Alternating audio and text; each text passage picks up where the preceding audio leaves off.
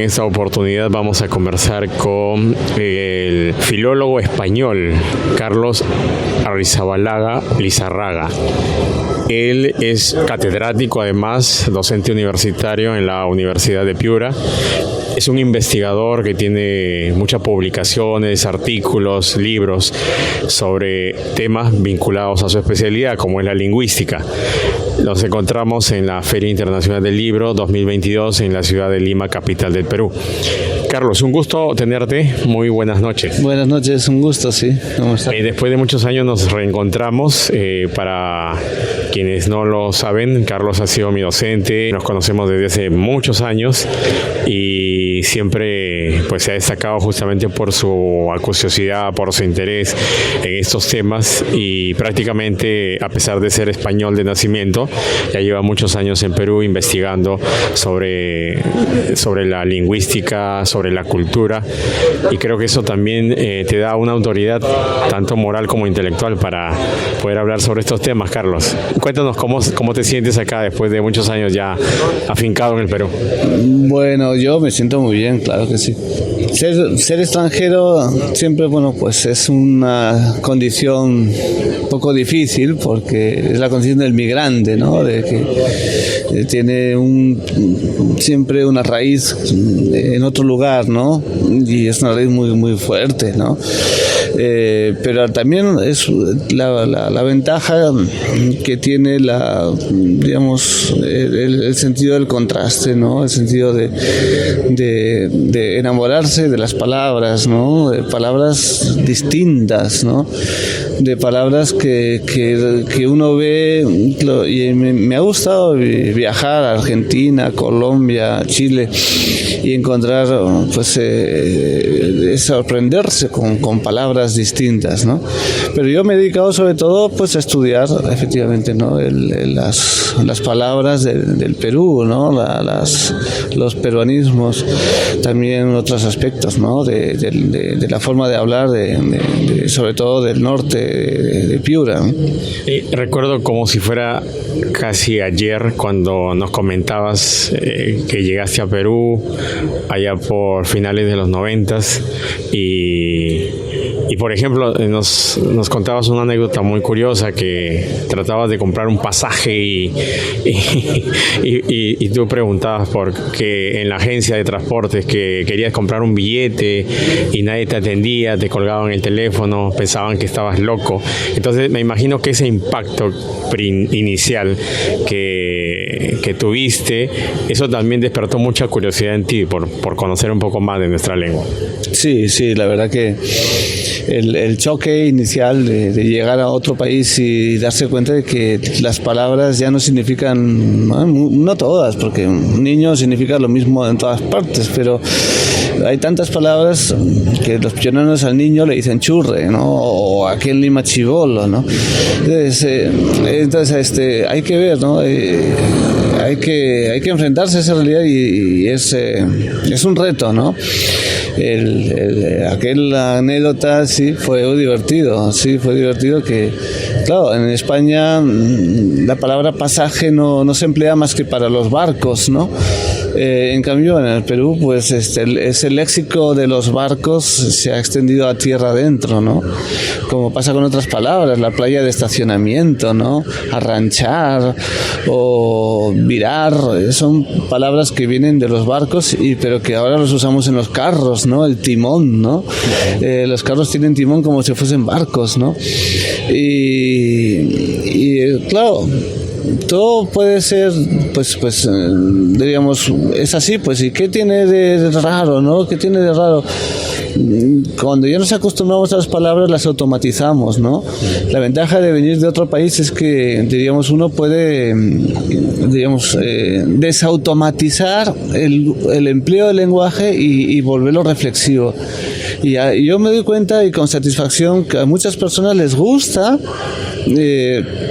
y leen mis artículos porque hacen eso, ¿no? Desautomatizan, diciendo, ay, pues no me había dado cuenta de esta palabra, pues que es verdad, qué curioso, ¿no? Y pues ¿por qué viene del árabe? Pero no, esta viene del quechua, no, esta viene o esta es una palabra que se inventó en tal momento o tal época, pero que estaba vinculada a otras realidades, y otras cambian, dejan de usarse, ¿no? ¿Qué opinas de la jerga peruana?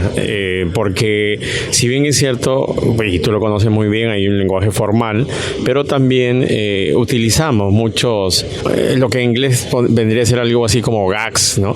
Que a veces contraemos las palabras,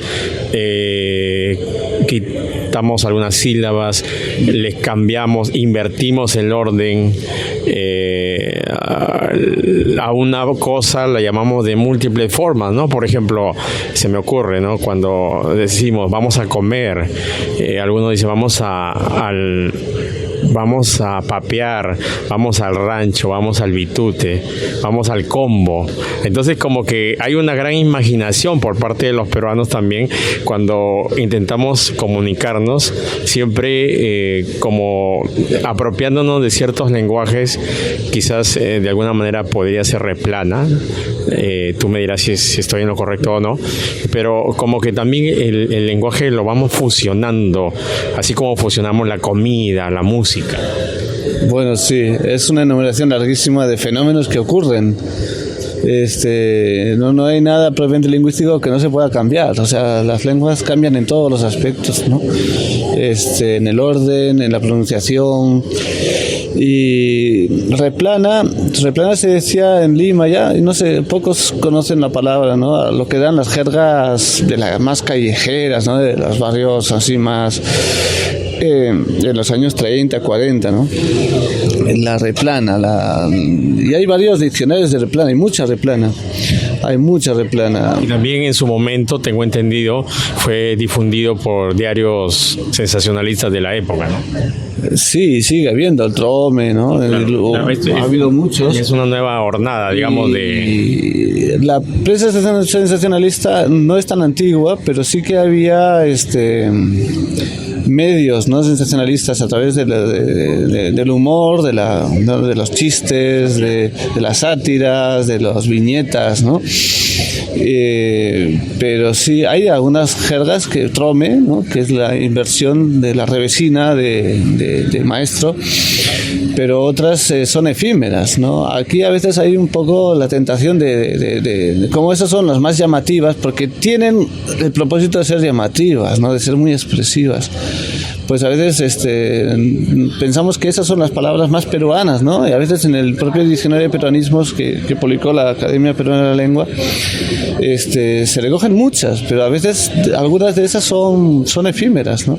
Porque por lo mismo que necesitan ser expresivas, de repente cambian y dicen, ay, sí, eso decía mi abuela, pero ya no dice, ¿no? Antes ya decía monstruo, ya no se dice tan regio, te ves regio, y ahora ya son expresiones que cambian, ¿no? No son jergas, algunas jergas son educadas, diríamos, y otras son jergas malcriadas, ¿no? Términos sexuales o cosas así. Entonces, efectivamente, pasa eso, ¿no? ¿Pero por qué crees que en Perú como que...? La lengua es muy creativa y en el Perú... Yo no me atrevo a decir que sea más que otros países. El Perú es muy ingenioso, con mucha capacidad de emprendimiento, ¿no? De creatividad. Hay mucha... El Perú es un país muy rico en escritores, en cantantes, en compositores. Pero yo creo que todos los países tienen esa creatividad, se suele destacar Argentina, ¿no? El lunfardo, el habla porteña. Pero yo no sé si hay unas condiciones geográficas o sociales que pueden favorecer, ¿no? La educación, la falta de educación, los cambios, ¿no? O sea, a veces sí ha habido momentos de trastornos, de migraciones o de cambios sociales que quizás alimentan más esta creatividad léxica, ¿no?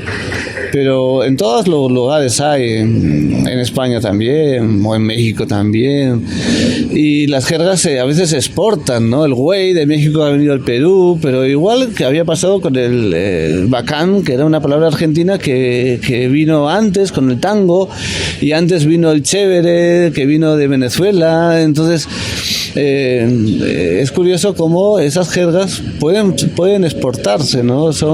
Pueden ser de exportación, como se dice.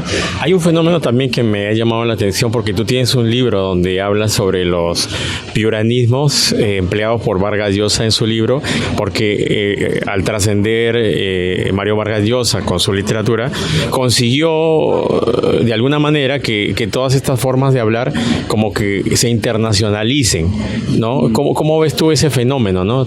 Sobre todo viviendo en Piura, habiendo vivido allá y conociendo también la obra del escritor Nobel, del premio Nobel de Perú. Bueno, Vargas Llosa hace un uso muy inteligente del lenguaje, ¿no? Muy hábil, y lo piensa mucho, no es casual. Yo no diría que haya internacionalizado. Bueno, sí ha hecho que algunas palabras norteñas aparezcan en sus novelas y no sean tan extrañas, ¿no? Hay una anécdota que cuenta de Albert Bensosan, que fue un traductor de Vargas Llosa, que algunas palabras se le hacían muy difíciles, ¿no? Y que alguien le hizo llegar el diccionario de piuranismos del padre Esteban Puig, y le ayudó, porque Vargas Llosa utiliza viajeno, churre, algunas cosas de comidas, ¿no? El seco de Chabelo, los piqueos. Entonces, y claro, no sabía cómo traducirlos al francés, ¿no? ¿Cómo iba a traducir chifles? Cosas que en Francia no se puede, no sé, son recetas, son preparaciones que no se conocen, ¿no? Churre al inglés pues lo traducen como kid, ¿no? Bueno, pues que boy, kid, pues para tener la alternancia de niño, chico, churre, ¿no? Pero claro, se pierde el efecto de que churre es una palabra muy local, muy piurana, ¿no? En cambio kid es del inglés general. Pero es la dificultad de traducir los localismos. Y Vargas Llosa utiliza pocos, en realidad no son muchos, pero los utiliza con bastante frecuencia como para dar una marca local, ¿no? Y sobre todo en la Casa Verde, porque como la Casa Verde son espacios diferentes, entonces en la primera página que vuelven a Piura, pues trata de poner un piuranismo como para que vea que ya no estás en la selva, ¿no? Porque la novela transcurre pues en Bagua, ¿no? En Santa María Nieva y en otros espacios, y entonces pero buena parte de la novela es Piura, ¿no? Entonces en Piura usa pues esos piuranismos, no muchos, pero los usa con bastante reiteración para caracterizar a los personajes, para caracterizar ese ambiente. Y sí, algunos los ha hecho un poco conocidos, pero no es que no se han exportado. Yo no conozco de ningún piuranismo que se haya exportado, ¿no? Más que chifle, ¿no? Que se ha exportado gracias a que ahora se venden chifles por todas partes. Pero también digamos que la calidad de los escritores peruanos ha influido. ¿Y en qué medida crees tú, por ejemplo, en la literatura latinoamericana y universal, al momento también de plantear sus modismos, las formas de expresión, ¿no? Que utilizan, por ejemplo, se me ocurre Luis Hernández, o bueno, también el mismo Arguedas? Bueno, la literatura siempre es estamos en una feria del libro y siempre uno ve que la literatura es un pasaporte, ¿no?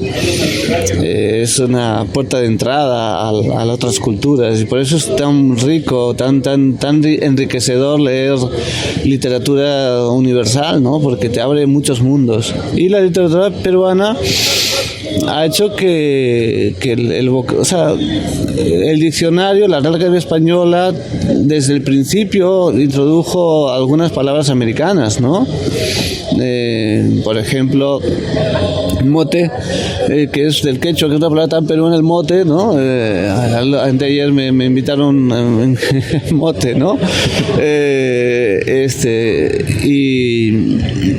Pues ya está, desde 1726 está en el diccionario de la Academia, o sea, pero y está porque también son palabras que usa el Inca Garcilaso, que es un grande de la literatura en lengua castellana, ¿no? Pero no cabe duda que el boom y lo que ha supuesto pues los escritores peruanos desde Ricardo Palma y mucho más pues los que mencionas pues después en el siglo XX ha hecho que los diccionarios incluyan muchas más palabras peruanas y que sean muy muy reconocidas, ¿eh? ¿Cómo analizas el tema de cara al futuro de la utilización del lenguaje digamos, por parte de las nuevas generaciones, teniendo en cuenta que hay un cambio de perspectiva, se lee menos quizás, se trata de escribir menos, se utilizan más imágenes, emoticones, emojis? ¿Cómo ves ese futuro? ¿Cómo avisoras? No lo sé, nadie sabe, creo, nadie sabe. O sea, por supuesto el lenguaje no va a desaparecer, porque mientras haya humanidad el lenguaje va a ser una herramienta, un instrumento insustituible. Pero efectivamente los cambios que ha sufrido la cultura se han visto reflejados en el lenguaje, ¿no? Por ejemplo, la alfabetización pues facilitó, pues cambió un poco también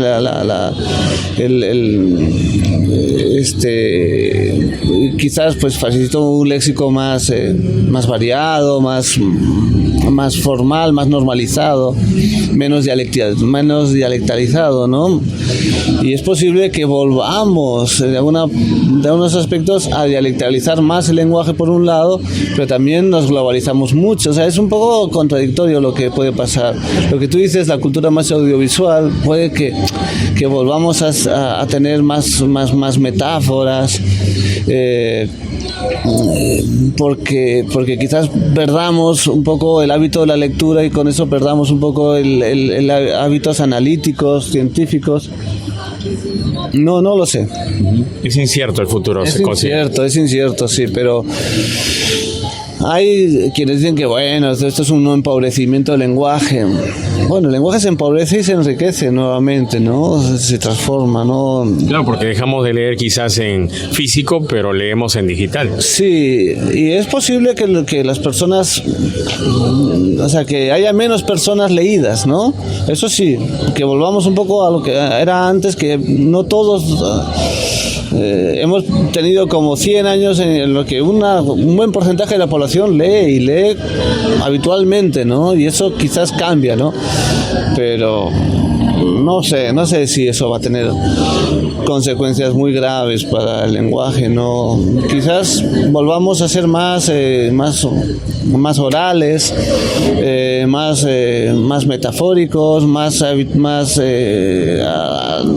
cantantes, ¿no? Más musicales, y quizás menos lineales, ¿no? En nuestros discursos, menos extendidos, ¿no?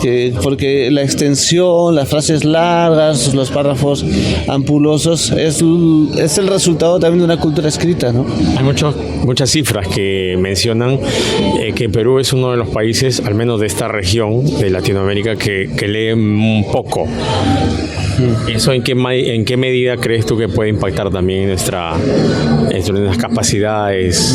Pues sí, no, los índices de lectura en Perú son un poco pobres, ¿no? Y triste porque tenemos unas grandes obras literarias y grandes autores, grandes cuentistas, ¿no? Ribeiro, pero bueno, no sé, quizás nos haga más hábiles a esta nueva cultura audiovisual, no lo sé, no estoy seguro, no tengo ni idea. Son especulaciones, eso que es difícil de demostrar, pero la cultura escrita en Perú, así como en otros países está deteriorándose, creo que en Perú está esforzándose por quizás no nivelarse, ¿no? ¿Cómo ves, por ejemplo, tus nuevos alumnos, las nuevas generaciones? Porque yo noto también, he tenido la oportunidad de enseñar en universidad que, claro, leen menos y eso se nota también, por ejemplo, en su forma de escribir, en sus faltas ortográficas, su dificultades de hilar o hilvanar las ideas. Sí, o sea, los bajos niveles de lectura corresponden con niveles de deficiencias en la ortografía, ¿no? De mal manejo de la redacción, sí, eso es evidente. Eso es evidente. Y quizás eso aumente, ¿no? Con las nuevas y el efecto de la pandemia, sí, eso puede aumentar un poco. Pero también la pandemia ha creado muchos lectores, ¿no? Ha creado muchos lectores. Ahora, esos lectores leen mucho, pero no son muchos, ¿no? Claro. Eso es lo que está pasando, sí.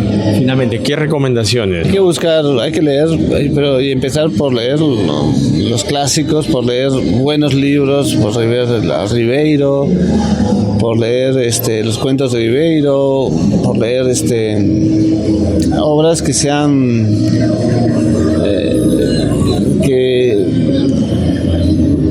que no te hagan rechazar la literatura, ¿no? Que no sean solamente por la apariencia o por el título o por la carátula, sino que obras clásicas, ¿no? Volver a leer Ricardo Palma, las tradiciones peruanas, que son obras maravillosas, ¿no? Y te hacen amar la lectura, sí. Carlos, te agradezco muchísimo por tu atención y por los minutos que nos brindas. Gracias a ti por tu entrevista, mucho gusto.